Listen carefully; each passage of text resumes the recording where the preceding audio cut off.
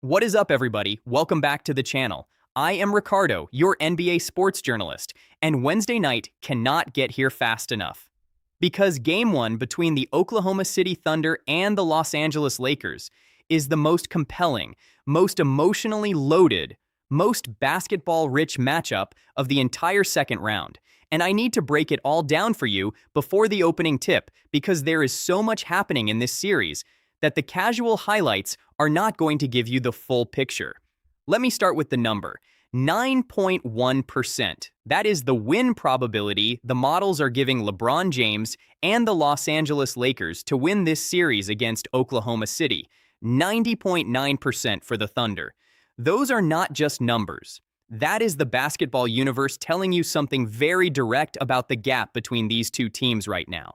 And I want to spend this entire video explaining why that number exists, whether it is actually accurate, and most importantly, what the one path looks like where LeBron James proves every single computer in the world wrong. Because here is the thing about 9.1%. It is not zero. And with LeBron James, zero is the only number that actually means it is over.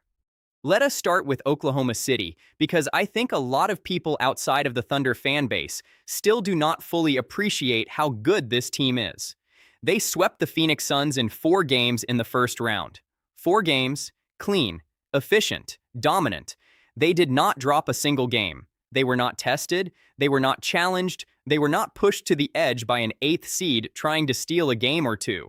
They came out, they handled their business, and then they sat back and watched the rest of the first round play out while staying completely fresh and rested. Shai Gilgeous-Alexander is playing at a level that I genuinely think is being underappreciated nationally because the Thunder have been so dominant that the games have not always been close enough for him to have his signature theatrical moments. But the efficiency numbers are terrifying. He is scoring. He is getting to the free throw line at a ridiculous rate. He is making the right play every single time the defense collapses on him. And he is doing all of this against the best defenders teams can put on him. Nobody has slowed him down this season. Nobody has found the defensive answer. And the scary part is, he does not have to do it alone. Chet Holmgren is protecting the paint on the defensive end in a way that is going to directly impact LeBron's ability to get to the basket. Every time LeBron tries to drive and draw contact or finish at the rim, Holmgren is going to be there altering shots and forcing LeBron into tougher decisions. At 40 years old, LeBron still gets to the rim, but he relies more on angles and craftiness than pure athleticism to do it. Holmgren takes away those angles. Then you add in Jalen Williams, who is quietly one of the most complete two-way wings in the entire Western Conference. He can guard LeBron, he can score efficiently, and he does not make mistakes. Isaiah Hartenstein gives them a physical presence inside. Their bench is deep and athletic, and never lets the intensity drop even when the starters rest. This Oklahoma City roster from top to bottom is built exactly the way championship teams are supposed to be built. Balanced, deep, defensively elite, and led by a superstar who plays the right way. That is the challenge LeBron James and the Lakers are walking into on Wednesday night. Now let us talk about LA, because I am not here to just tell you Oklahoma City is great and the Lakers should go home. I am here to tell you the actual, honest, realistic path where this series becomes interesting. First, LeBron James in Game 6 against Houston was the best version of himself we have seen in this entire playoff run. 28 points, 8 assists, 3 turnovers, plus 26. He was sharp, he was decisive, he was protecting the basketball, and he was making Houston pay for every mistake they made on defense. That version of LeBron, not the Game 4 disaster version, but the Game 6 locked-in version, is genuinely capable of being a problem for any team in this league, including Oklahoma City. The question is, which LeBron shows up? And at 40 years old, coming off a 6-game first-round series, heading into a matchup against a younger, faster, more athletic team, that question has real weight behind it. He cannot afford a Game 4 in this series.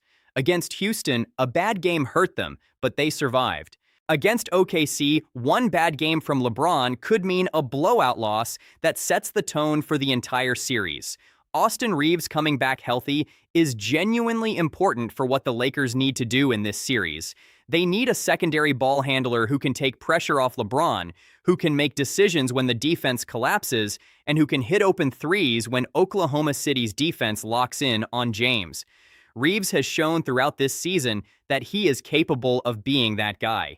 He is smart, he competes hard, and he does not shrink in big moments. If he comes into Game 1 healthy and confident, that changes the math slightly.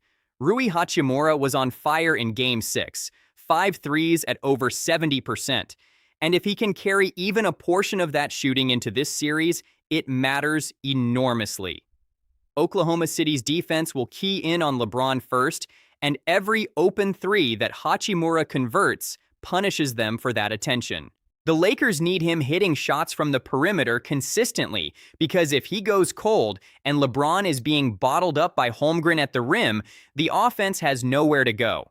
Marcus Smart needs to be the heart of this team defensively. His job in Game 1 is simple and brutally difficult at the same time.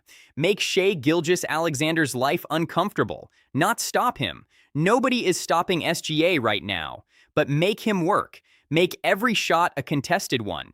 Make him spend extra energy. Make him feel physical pressure every time he touches the ball. If Smart can do that while also contributing on the glass and hitting the occasional three, the Lakers have a defensive foundation to build on. Here is what I actually think happens in this series if the Lakers are going to pull off the miracle. I think they need to steal Game 1, not dominate it, not blow Oklahoma City out. Just steal it. Win a close game in OKC where SGA has a good night but not a great night, where LeBron plays a steady, efficient game and lets his teammates carry some of the scoring load, and where the final score is somewhere like 104-101 after a tense fourth quarter.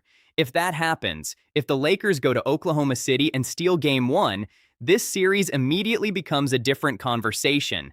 The 9.1% starts moving. The Thunder have to start pressing.